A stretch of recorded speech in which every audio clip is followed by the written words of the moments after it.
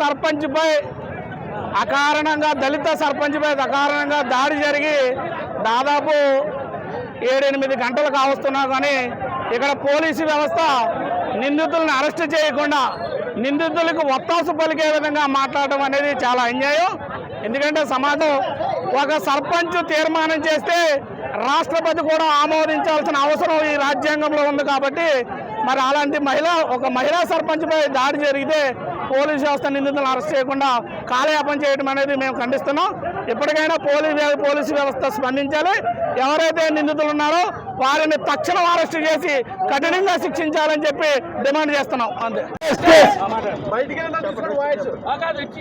అమలాపురం నియోజకవర్గం కావనగారు పంచాయతీలో ఈరోజు కొన్ని పంచాయతీలు మున్సిపాలిటీలో విలీనమయ్యే దాని మీద గ్రామ సభ నిర్వహించడం జరిగింది.